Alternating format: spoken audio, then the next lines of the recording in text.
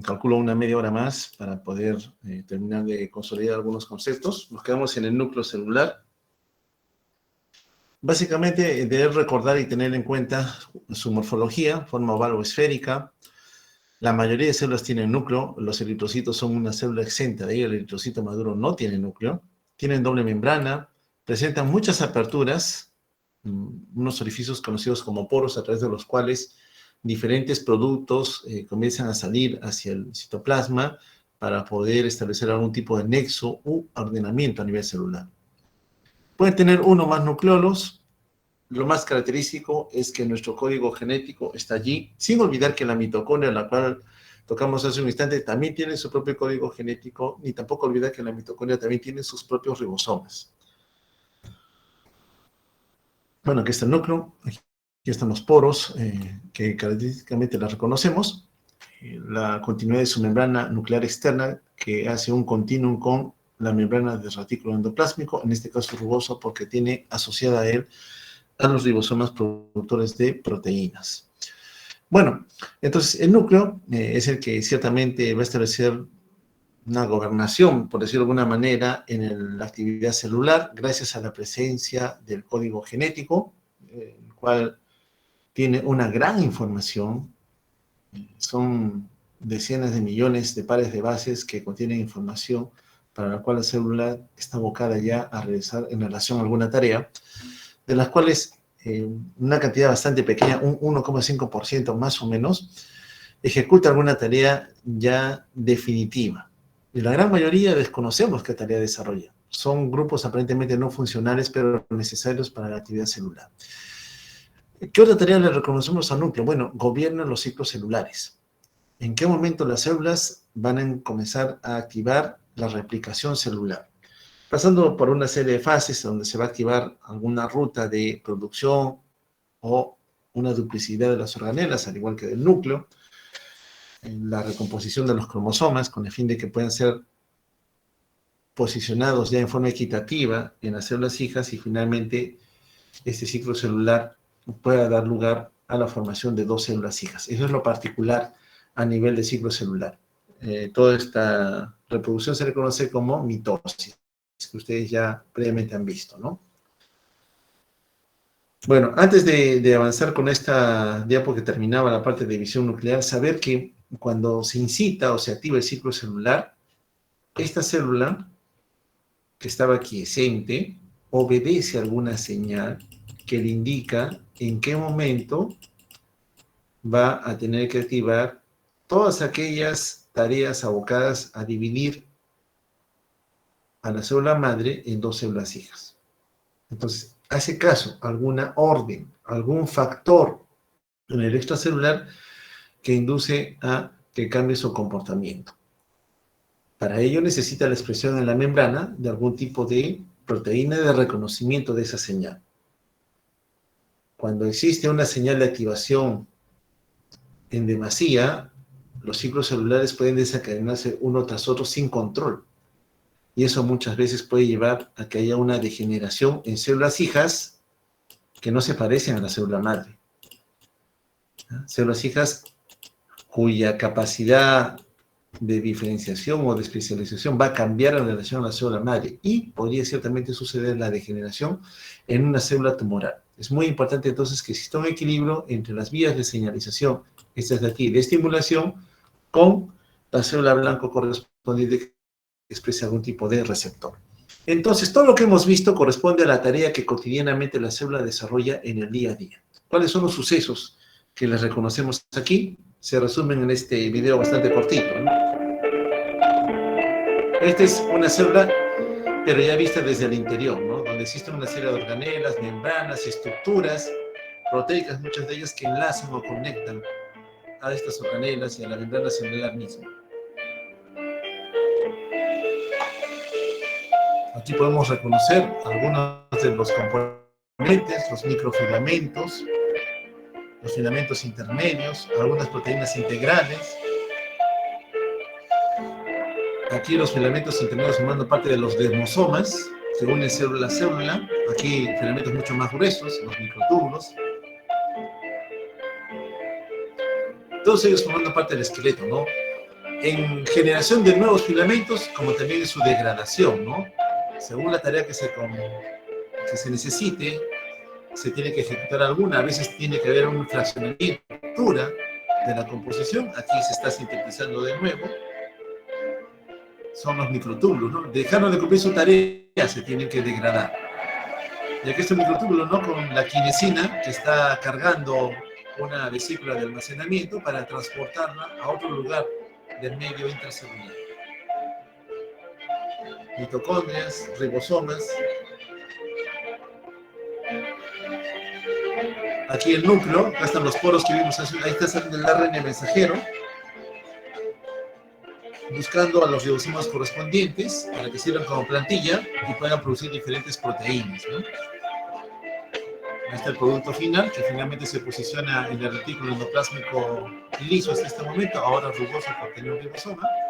Acá la mitocondria, que tiene su propia red de ribosomas también, en donde ciertamente se van a producir algunas proteínas que a nivel mitocondrial van a ejecutar algún tipo de función o tarea, ¿no?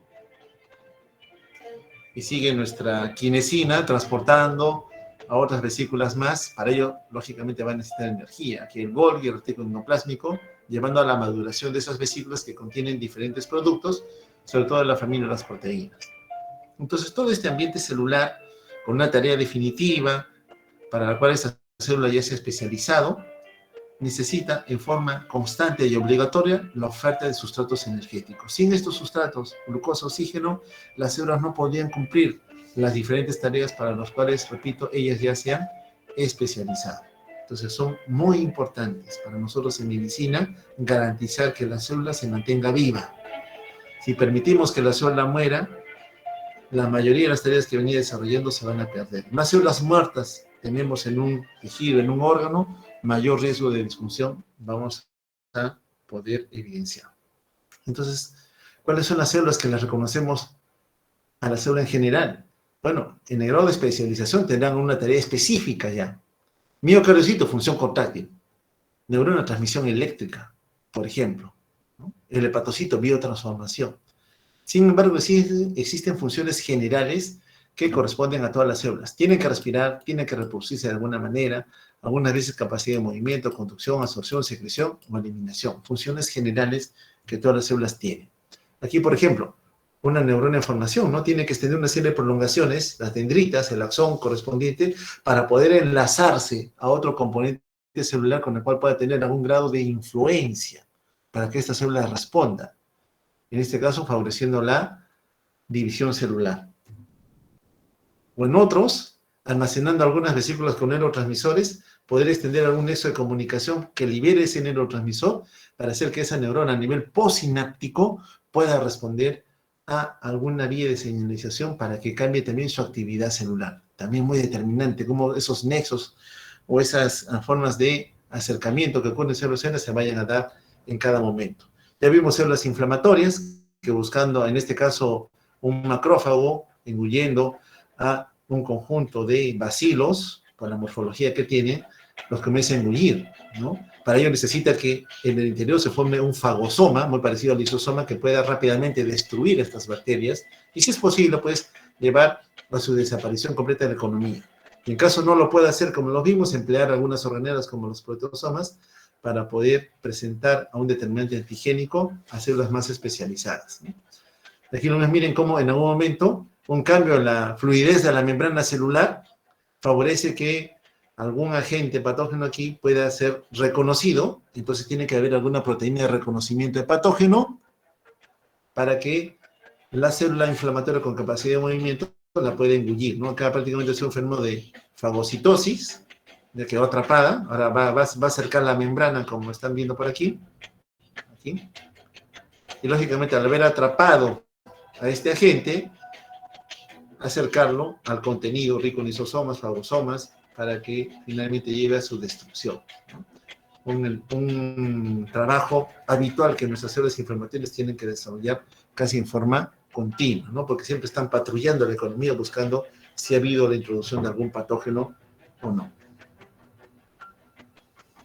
Aunque solamente va a haber la capacidad de movimiento que ya notamos hace un instante, se acercan a bacilos, los engullen, e idealmente buscan su destrucción. Avanzaré un poquito rápido porque en realidad el video ya nos ha mostrado claramente que para ejecutar esa función se necesitan algunas capacidades especiales y para movimiento, energía, ATP, otra vez.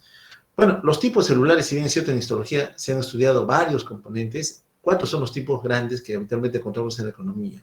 Células epiteliales, tejido conectivo, células nerviosas y células musculares. Aquí están las células epiteliales, la mucosa, piel, tracto respiratorio, genitourinario, etcétera, etcétera.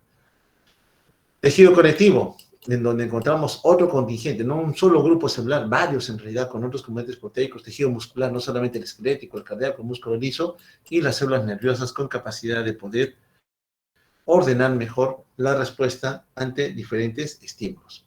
Bueno, hablamos un poquito de la matriz extracelular. La célula no está divorciada de su entorno, se relaciona con él. Entonces, en la matriz extracelular encontramos clásicamente varias macromoléculas, proteínas, fibrosas, colágeno, elastina, glucoproteínas, proteoglicanos, ácido hialurónico, ¿no? No es solamente tejido de relleno, es un tejido de conexión que va a conectar una célula, en este caso parte de un epitelio, con el contenido vascular a través de algunos componentes que se van a liberar a nivel del intersticio.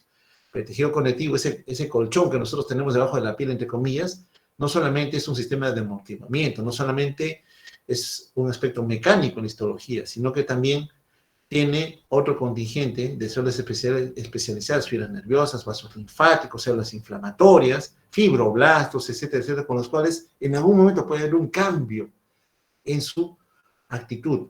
De repente el fibroblasto está tranquilo y alguna señal estimula que comience a multiplicarse. Tengo más fibroblastos de los que debería tener. Reclutamiento de células inflamatorias por la cercanía a un vaso sanguíneo, como estamos notando aquí. Expresión de algunas proteínas de adhesión que conectan o enlazan mejor a la célula inflamatoria con este tejido que lo está rodeando. Entonces, para esas tareas en general, para que esa célula se mantenga vital, siempre nosotros necesitamos la oferta de sustratos energéticos. Cierto es que yo le señalo siempre a la glucosa, ¿no? La glucosa principalmente, pero tenemos otros más como las proteínas o los lípidos, ácidos grasos, que también a nivel de la mitocondria, beta oxidación, pueden ser utilizados. Bueno, de una u otra manera, estos componentes aumentan la producción de acetilcoenzima A, para que a nivel de la matriz mitocondrial aumente la fuerza reductora, que junto con el transporte de electrones me lleve a generar ATP, elemento vital para toda célula que tenga que desarrollar alguna tarea. La comunicación celular. Bueno, las células no están solas, se tienen que comunicar con su entorno, o quizás desde un lugar un tanto más lejano llegue alguna señal que induzca algún cambio en la actitud celular.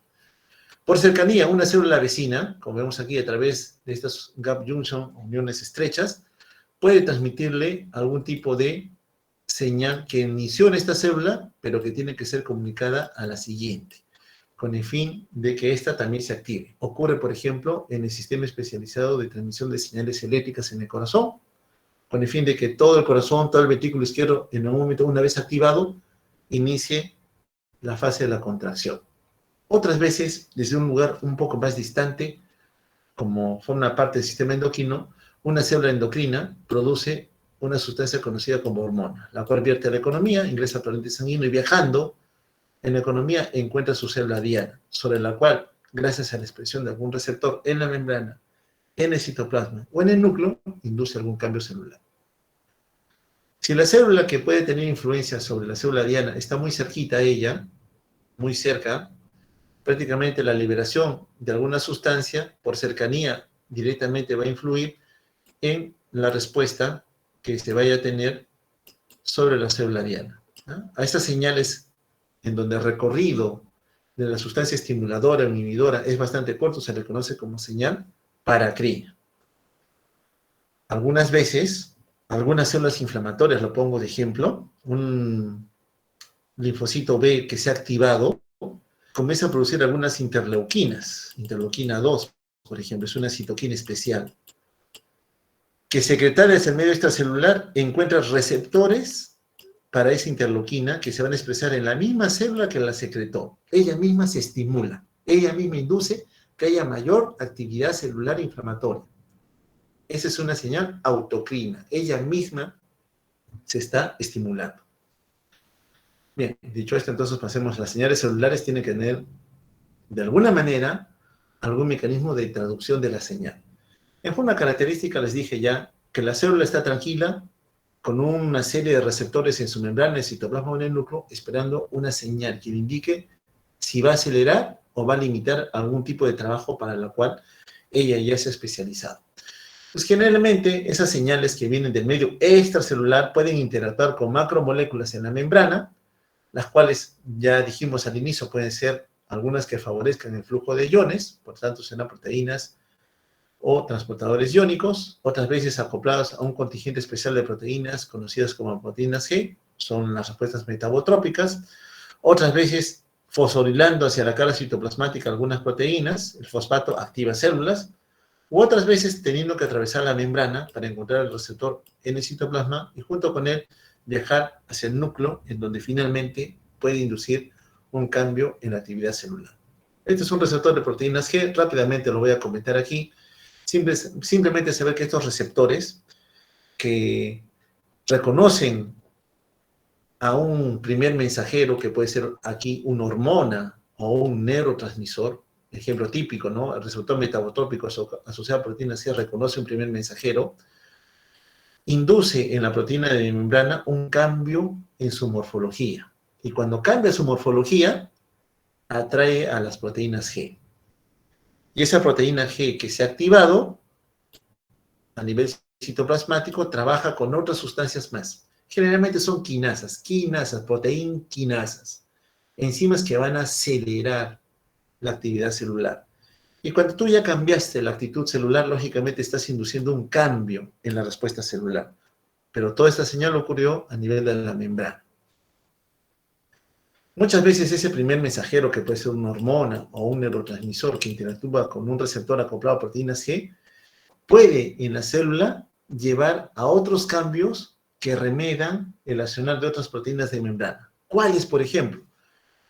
Favorecer a nivel de la membrana la exposición mayor a algunas otras enzimas, como puede ser la fosfolipasa C, para producir segundos mensajeros, desilglicerol, inositol trifosfato, que a su vez trabaja con otro segundo mensajero, promueve la mayor liberación de iones calcio. Y en donde el calcio se libere, repito otra vez, la célula se activa. Pero noten que aquí es una secuencia de eventos. Empezó en la membrana,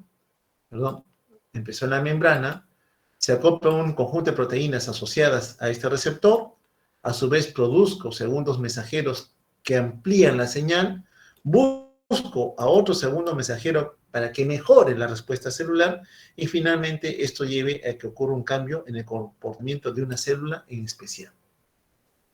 Entonces depende del tejido, en otras palabras, que exprese a ese receptor. No todas las células expresan los mismos receptores. Acá estamos dando un ejemplo de una célula cualquiera que está expresando un receptor metabotrópico, en este caso asociado a proteínas G.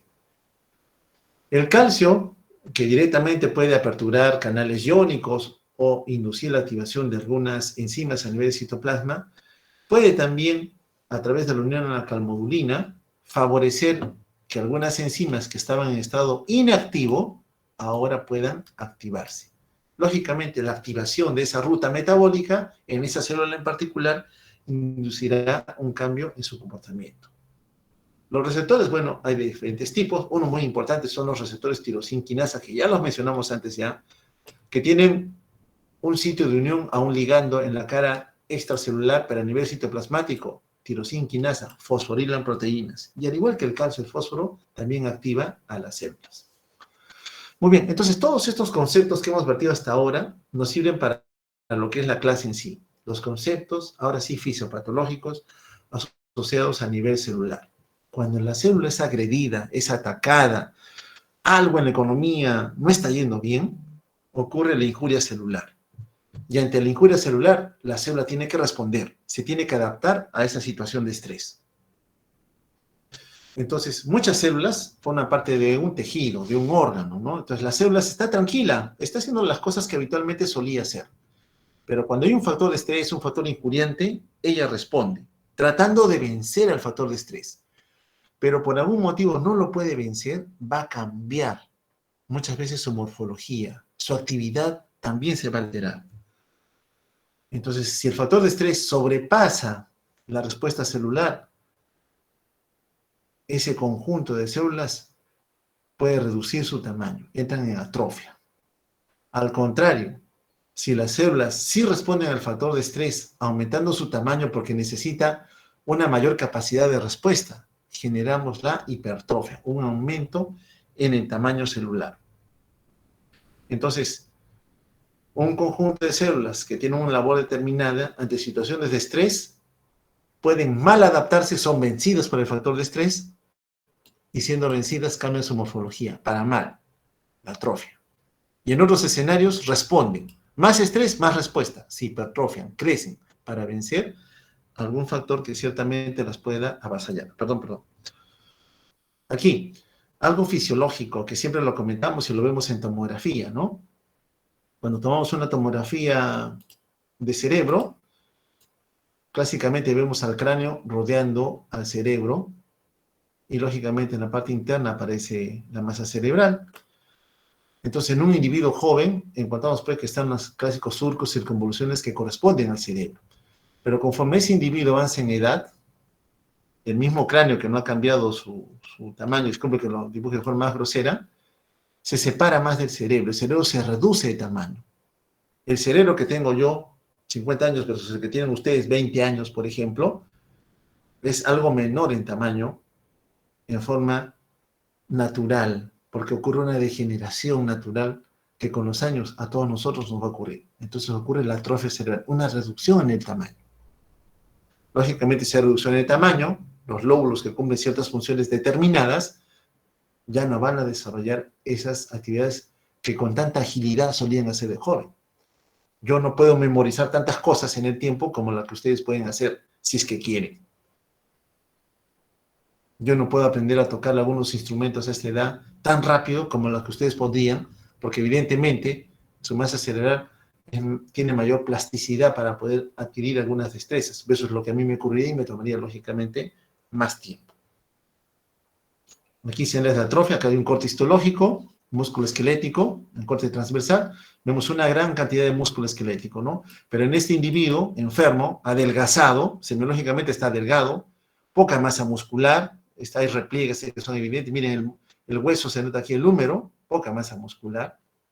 Le sacan una muestra del músculo y ¿qué encuentran? Enrarecimiento de la masa muscular, atrofia muscular. ¿Por qué? Por desuso. No lo está usando, está acostado todo el día, está flojeando, no se moviliza, no hace ejercicio. Entonces, la poca demanda de actividad física también demanda la aparición de la atrofia. Otro escenario es cuando el órgano no se ha desarrollado como debería haberse desarrollado. Me ocurrió, ¿no? Cuando mi primer muertito en anatomía, recuerdo que estábamos disecando abdomen, comenzamos a evaluar la región retroperitoneal, teníamos que sacar los riñones, y el riñón derecho muy bien, salió de tamaño adecuado, como estamos viendo aquí, y nos poníamos a buscar el riñón izquierdo y no lo encontramos por nada. Salió mucho más pequeño que esto, salió un riñoncito súper atrófico, ¿ya? De este tamaño. Entonces, cuando ese órgano no alcanza a desarrollarse en forma completa, hablamos que es portador de una atrofia. Aquí el ejemplo más representativo, ¿no? Voy a pintarlo un tanto de azul para que se vea. Este es un corazón, vamos a ver, el corazón, que le he hecho un corte transversal. Acá estaba el ventrículo derecho, acá está el ventrículo izquierdo. Entonces, se le ha hecho un corte. Esto de acá es el ventrículo derecho. Forma una D invertida, ¿no? Ventrículo derecho. Escasa masa muscular. ¿Por qué? Porque el ventrículo derecho no tiene que trabajar tanto para mandar la sangre a los pulmones. Recuerden que la arteria pulmonar es un vaso de baja resistencia. En cambio aquí, lo dejo de verde, el ventrículo izquierdo tiene una forma más circular, ¿no? Más circular. Y encontramos que tiene mayor masa muscular. Mayor masa muscular. ¿Y por qué? Porque tiene que vencer la resistencia sistémica, tiene que vencer la resistencia a la aorta, tiene que ir contra una poscarga mayor. Entonces tiene mayor masa muscular. Eso es lo normal. Pero ¿qué pasa si este individuo es hipertenso y la aorta que sale del ventrículo izquierdo le opone resistencia a la salida de la sangre? Entonces, el ventrículo izquierdo dice, no, no me puedo dejar avasallar, tengo que vencer esa resistencia. ¿Por qué? Porque si no la venzo no hay flujo, y si no hay flujo, esta persona se muere. Miren lo que le pasó al aumentar la poscarga. La masa muscular del ventrículo izquierdo ha aumentado. Tanto ha aumentado, miren la luz. Miren el espacio que le deja al llenado ventricular. Aquí, voy a dejar de rojo, tenemos área para poder llenar de sangre. Fase diastólica. En la diástole se llena el ventrículo de sangre, recuerden ustedes. Pero acá no, miren el espacio que le da para llenarse de sangre. Aquí, en fase diastólica, este ventrículo izquierdo le va a poner resistencia al llenado ventricular. Eso se le llama insuficiencia cardíaca diastólica. Miocardio duro, rígido. Me lleva a falla cardíaca. Entonces, una miocardiopatía hipertrófica. ¿Ok? Lo van a ver mejor en fisiopatología cardiovascular. Entonces, la adaptación celular tiene diferentes escenarios. Un epitelio puede, en algún momento, ante el estrés, aumentar el número de células. Ya no ser 5 o 10, ahora ser 20, 50. Mayor número de células. Hiperplasia. Pero a veces, cuando para vencer un factor de estrés, las células se tienen que multiplicar en mayor número y a veces se multiplican en forma desordenada, porque aquí la multiplicación todavía es ordenada, ¿qué ocurre? Generamos la displasia. Las células comienzan a multiplicarse, pero no se parecen, estas de acá, no se parecen a las células originales. Son células displásicas. En algún momento, si sigue el factor de estrés, algunas de ellas, pueden ya no responder a los factores de crecimiento. Pueden ya hacerse independientes. Porque cuando alguien estimula el crecimiento en la multiplicación celular, hay interacción entre un ligando y un receptor en la membrana. Pero cuando la célula dice, no, no me importa, y yo mismo comienzo a estimularme, a multiplicarme, puedo llevar a una degeneración tumoral, a un cáncer. La displasia es una alarma histológica. A encuentro de células displásicas, este paciente podría llevar a la degeneración en cáncer. Hasta que finalmente llegamos a la metaplasia. Ya la metaplasia son células que para nada se parecen a la célula original. Ya estamos hablando de un estado precancerígeno. El ejemplo que les puse aquí, bueno, voy a tener que acortar esto. Vamos a salir un ratito. Me faltó por el efecto, pero ya lo vamos a entender acá. Por ejemplo, aquí. Vamos a presentarlo para que se pueda entender. Espero que sea comprensible por ustedes. Aquí tenemos el esófago. Aquí está el cardias, que separa el esófago en teoría del estómago, ¿no? Aquí hay un conjunto muscular, el esfínter esofágico inferior. Normalmente la mucosa del estómago, que es una mucosa especial, es diferente al epitelio que forma parte del esófago, el poliestratificado. Aquí es mucosa, aquí no. Pero sucede a veces que el contenido que está en el estómago, que es rico en protones, ácido clorhídrico, en lugar de irse hacia el píloro, hacia el intestino delgado, regresa. Hay un reflujo, un retorno, que no debería ocurrir hacia el esófago. Y el esófago solamente es un conducto de transporte, no hace nada más. Pero ahora se ve atacado por un reflujo rico en ácido clorhídrico. Entonces, esas células de la mucosa esofágica son agredidas por un fluido rico en protones. Entonces, se tienen que defender de alguna manera. Y esa defensa, voy a salir otra vez, es lo que estaba graficado acá, es un cambio en su epitelio. Lo dibujaré un poquito más arriba para que se note, porque al haber dibujado, todo se alteró. Miren, esta es la mucosa normal, esta es la mucosa con alteración en su histología, ya metaplásico. Acá me llamas metaplásico, ya que miren cómo cambia. Ese tono blanquecino hace cambio a otro tipo de epitelio. Habría por lo menos 3 tipos de epitelio, de la mucosa, de la submucosa y de tejido metaplásico. A esto le llaman, en gastroenterología, esófago de Barrett. Es una lesión precancerígena. Alto riesgo de hacer cáncer de esófago en este paciente. ¿Todo por qué? Por el flujo gastroesofágico. Se alteró la fisiología. ¿Cómo entendemos entonces la injuria celular? Como el resultado de la agresión que alguna célula de la economía, porque así empieza, pueda tener en algún momento en donde se va a afectar su estructura, su microanatomía y la función que esa célula desarrollaba. Y si no hacemos nada por ella, por eso el paciente viene buscando ayuda, llega al escenario médico a pedir que le den el apoyo correspondiente, no haces nada, la célula se muere. Por eso tenemos tiempo en contra. ¿Cuáles son los tipos de injuria celular a las cuales habitualmente nosotros en el día a día nos vemos expuestos? Injurias tóxicas por factores intrínsecos o factores extrínsecos. Intrínsecos, nosotros producimos sustancias de desecho, hidrogeniones, algunos fosfatos, productos nitrogenados, por ejemplo, que tienen que ser eliminados de la economía. Factores intrínsecos. O de repente algunos que deberían tener una concentración aceptable y por alguna condición están en cifras mayores a las normales. O factores extrínsecos. Alguien le ha dado alguna sustancia que daña la célula. También ocurre. Injuria tóxica. Injuria por deficiencia. Sí, le estás quitando. Ya, la injuria ahora, el daño a la célula ocurre porque no le estás dando lo que necesita. No le estás dando agua, no le das oxígeno, no le das sustratos energéticos. O le estás llevando a un ambiente hostil. Vamos a escalar el Tutupaco en Yucamania, sigue en polito nada más, en shortcito, sin protegernos del frío que quizás pudiera ocurrir. O porque no puede eliminar sustancias de desecho.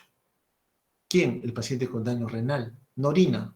Por tanto, todas las toxinas que acumula la economía se quedan en la economía. Injuria física, cuando ocurre alguna alteración entre las barreras de defensa, ¿ya? Tanto a nivel externo como a nivel intracelular. Puede ser injurias a nivel térmico o a nivel mecánico. Injuria infecciosa, harto conocida y bastante frecuente, ¿no? Cuando es un patógeno, virus, bacteria, hongo, parásito, que ingresa a la economía, avasalla el sistema de defensa y finalmente produce la enfermedad. Entonces, en injuria celular, la acumulación de daños, porque a veces es por una, así empezó, por una toxina, se agrega una bacteria, luego viene la injuria física, luego viene la deficiencia, acá estamos nosotros, reconocemos que está dañado y no le ayudamos al paciente. Un granito más. ¿Para qué?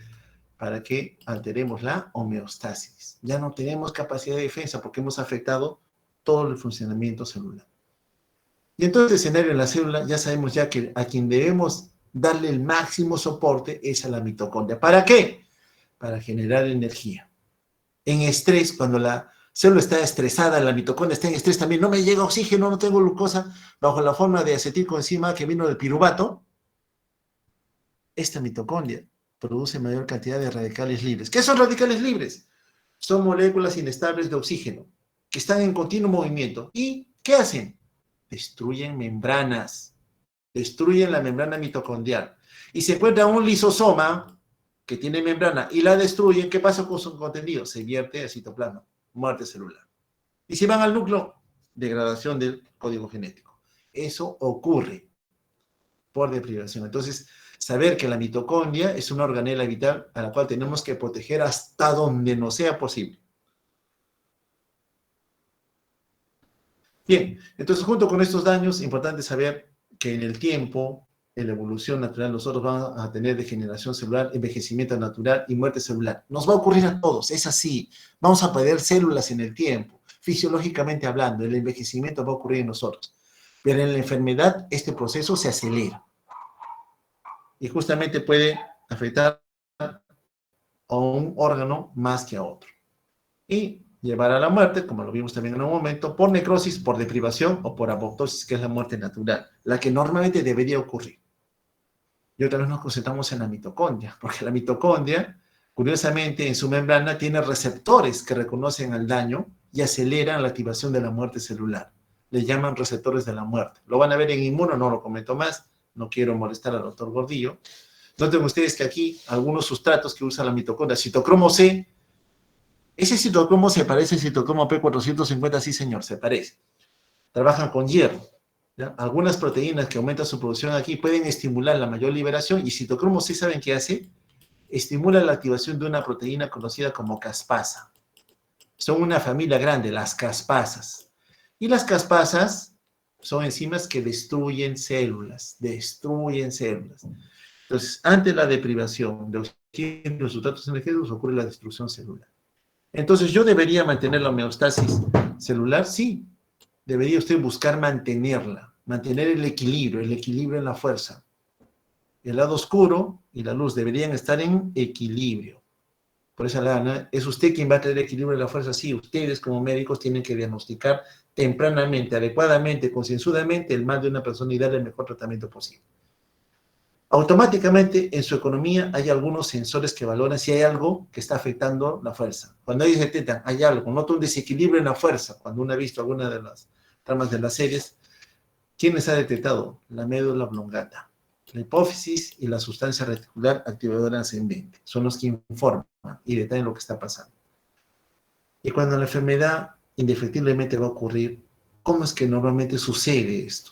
Bueno, en un individuo que logra salir airoso, pasa por etapas reconocidas. Primero, tiene que haber una exposición, tiene que haber alguna injuria. Un patógeno ingresó a la economía. Bueno, ingresa, tiene que multiplicarse, aprender a defender el sistema de defensa, saber a quién va a atacar, periodo de latencia e incubación. Luego, ya posicionado en el órgano para el cual es afín, Escherichia coli, vejiga urinaria, por ejemplo, viene el periodo prodrómico, invado la mucosa vesical, comienzo a multiplicarme. Ahora sobrepaso esa barrera de contención, viene la fase aguda. Me duele al orinar, orino frecuentemente, tengo deseo de orinar a cada rato. Mi sistema de defensa lo reconoce y trata de contenerlo. Viene la etapa de remisión, una lucha entre mi sistema de defensa y el agente patógeno. Si lo logro vencer, viene la etapa de convalescencia. Aún con malestar, con muchos desarreglos, logro salir airoso y finalmente viene la recuperación. Eso en el liviano, pero la mayoría de veces no conseguimos ese objetivo. Y finalmente la enfermedad nos avasalla y nos mata. Tenemos que aprender entonces a luchar con ello. Bien, amigos, no sé si es que tienen de su parte, por favor, algún comentario en relación a lo que ya he vertido el día de hoy. Como les dije, a veces el tiempo no nos permite hacer todo lo que quisiéramos hacer. La clase se ha resumido en forma más o menos, es cierto que pareciera mucha información, pero hacerlo en hora y media no podíamos, por eso hemos cogido prácticamente todo el tiempo que nos corresponde. No sé si de su parte tienen algún comentario, quizás aporte que hacer a lo que yo he vertido con ustedes. Señor Martínez, diga usted. Buenas tardes, doctor. Primero que nada, buenos compañeros. Como es la primera clase y como justamente estoy afirmando que es más información, y como ya nos conocemos con algunos compañeros que hemos hablando por el grupo de WhatsApp, queríamos saber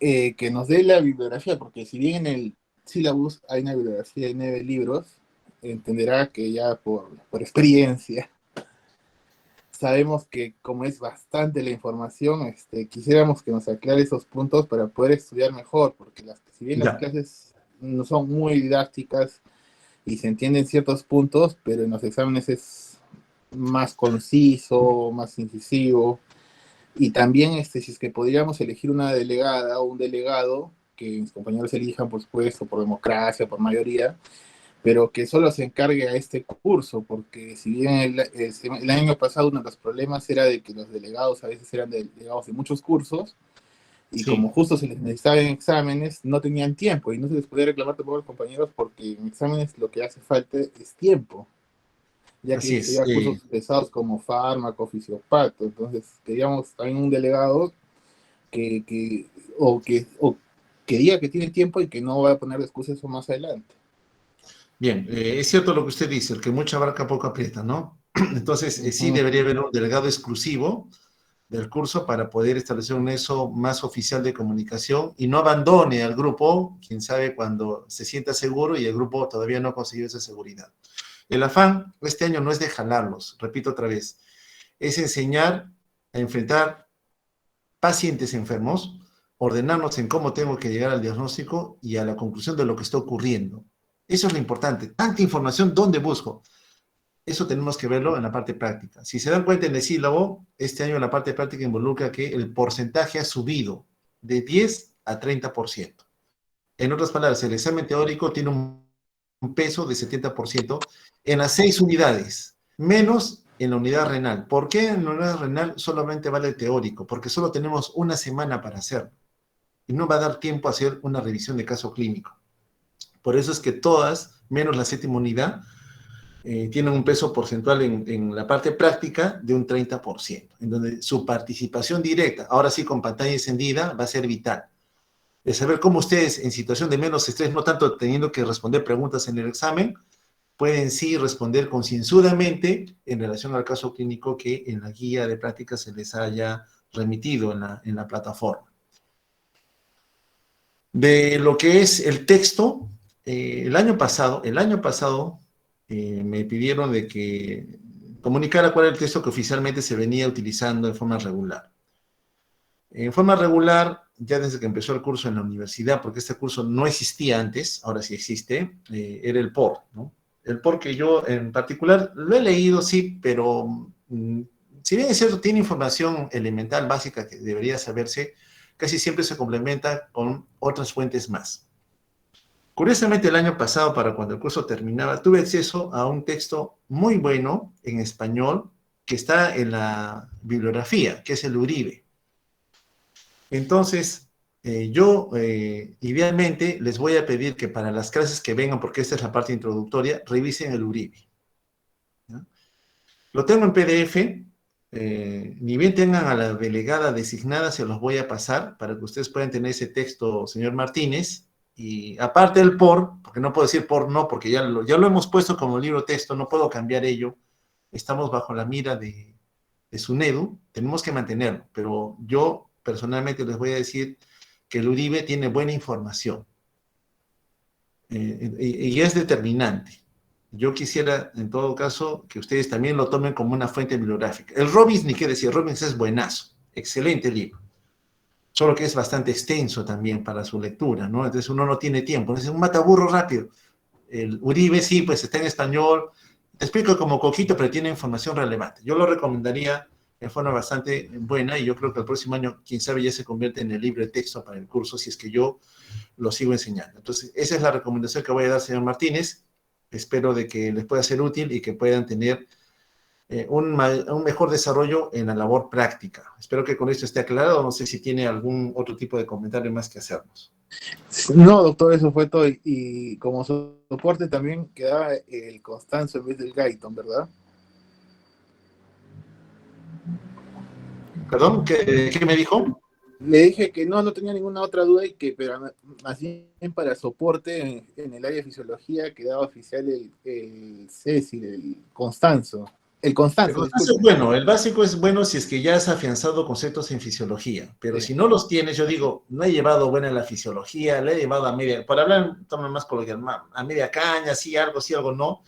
El Constanzo tiene un resumen bastante básico, muy bueno para quien ha leído la fisiología y va a recordar todo rápidamente. Pero si tu concepto es que no le he leído bien, no le he llevado bien, recomendaría primero el Lippincott de fisio, de la manual Lippincott, que es muy bueno y tiene la información básica relevante. Pero si ya has llevado una buena fisiología y solamente quieres repasar rapidito, el Constancio manual de recomendaciones está muy bien. O sea, depende, cada uno sabe si ha llevado bien o no fisiología. El que lo ha llevado mal dirá más tiempo, ya no 2 horitas, 4 horas en el día. En lugar de despertarme a las 5 de la mañana, me despertaré a las 4, ¿no? De 4 a 6, haré lo que tenga que hacer, es un día me preparo. En lugar de dormir a las 10, dormiré a las 12 de la noche, ¿no? Depende cada uno cómo cree el escenario más adecuado para poder desarrollarse en forma adecuada. ¿Ok, señor Martínez? Muchas Igual le gracias, voy a doctor. dar el hípico, ¿da? En español a la delegada o delegado que me digan ustedes. Muy amable. Muy bien, si no hay nada más que decir, perdón, la señorita Telles. Doctor, buenas tardes.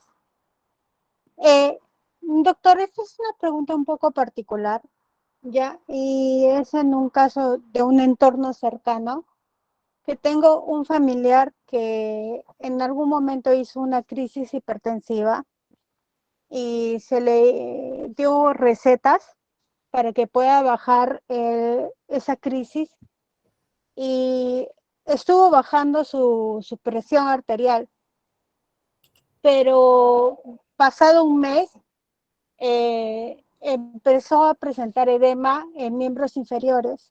Entonces el paciente dejó de consumir los medicamentos que se le habían recetado y ahora no quiere tomar ningún tipo de medicamento. Entonces, en este caso, quisiera saber qué acciones podría tomar, porque en el primer momento, cuando hizo la crisis hipertensiva, solamente fue mediante, o sea, cuando se le tomó la presión arterial nada más. Entonces, no se le hizo un electrocardiograma ni nada más, solamente en el primer momento se le dijo, tienes una crisis hipertensiva y se le empezó a recetar. Según este caso, ¿cómo podría procederse enseguida? Bien, en la relación médico-paciente, lo primero que tiene que existir es la confianza. Entonces, cuando uno busca ayuda a un profesional de la salud, de nuestra parte tenemos que darle la confianza suficiente y la seguridad de las recomendaciones que vayamos a dar. Cierto es que en el camino el paciente podría presentar, sin que haya sido nuestra intención, algún efecto medicamentoso asociado a un grupo de medicamentos, que una vez reconocidos deberían llevar a la rotación, cambiar el medicamento por otro, sabiendo que la enfermedad de fondo en el tiempo puede tener algún tipo de daño mayor que yo tengo que controlar. Entonces, primero que nada, el paciente tiene que saber de que puede existir un daño permanente si es que él no recibe un tratamiento. Esa es la confianza médico-paciente. Ahora, por parte del paciente muchas veces existe la desconfianza, no se adhiere al tratamiento, no quiere hacer caso a ninguna de las recomendaciones que habitualmente nosotros podríamos dar. Entonces, eso genera problemas. Genera problemas porque evidentemente el abandono del tratamiento va a llevar a la aparición de complicaciones y manejar un paciente ya complicado es mucho más difícil que manejarlo al inicio de la enfermedad, en donde nosotros podemos, quién sabe, controlar mejor la progresión de la enfermedad y evitar la evolución a daños en órganos blancos. Usted ha señalado uno de ellos, ¿no? A veces el mismo corazón se hipertrofia, aumenta la presión arterial en mayor cantidad y el paciente pues se ve seriamente comprometido en relación al inicio de la misma, donde no había todavía daño a órgano blanco. Entonces, muchas veces la enfermedad tiene diferentes etapas en su evolución. La primera relación médico-paciente, la confianza, la seguridad. Si de parte de nosotros está todo brindado y el paciente no se adhiere, hay pacientes muy negativos. Hagamos lo que hagamos, no quieren hacer caso a ninguna recomendación.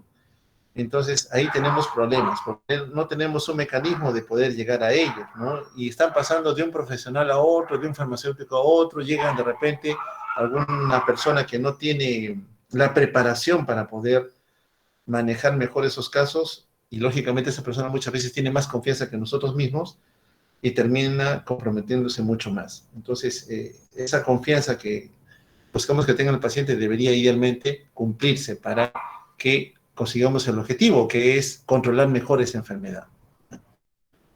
En resumidas cuentas, es hipertenso, sabemos que la hipertensión ocasiona daño a órgano blanco en un periodo de tiempo, el paciente tiene que tratarse. De alguna manera hay que buscar la forma de llegar adecuadamente a él. Pero hay un pequeño número de pacientes en donde hagamos lo que hagamos, no les importa, y de acá a unos años vienen las complicaciones, y son complicaciones bastante serias, en donde el paciente se arriesga a tener más daño y poca respuesta al tratamiento que podamos dar. Esa sería mi recomendación, señorita Telles. Bien, no sé, Muchísimas gracias, doctor. Ivonne, no sé si hay alguna otra apreciación o comentario de su parte. Caso contrario, terminamos aquí y por favor escojan a su delegado o delegada para poder ya comunicarnos mejor. Doctor, buenas tardes. Sí, Plácido, buenas tardes. Doctor, una consulta en cuanto a las prácticas de fisiopatología y farmacología, van a ser por esta vía, ¿verdad? O sea, vía remota, online. Sí, van a ser vía remota. Todo es, en otras palabras, virtual.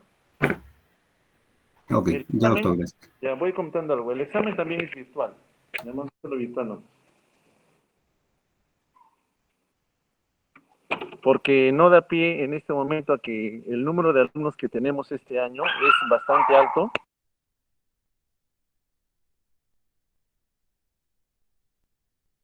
Y no podemos tener tantos salones para los alumnos. Entonces, eso va a llevar a que el examen teórico, en este caso, hemos tenido que modificarlo para que no sea como psicología, que sí va a ser presencial, ¿no? Por el número va a ser directamente virtual.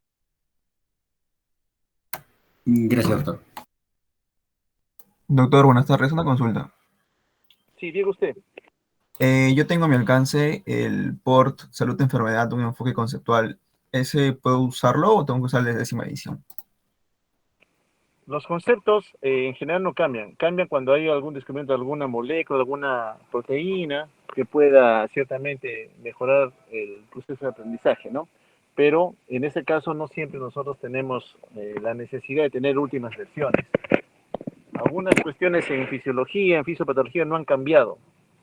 Solo el conocimiento, el descubrimiento de algún otro proceso vía que ayude a entender mejor el proceso. Pero eso lógicamente se detalla en las clases, ¿no?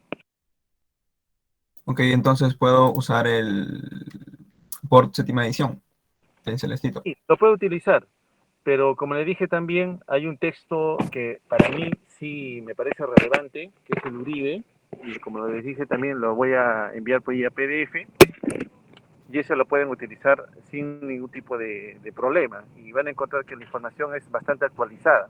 Va a complementar al por que usted me está comentando en su edición. Ok, doctor. Gracias.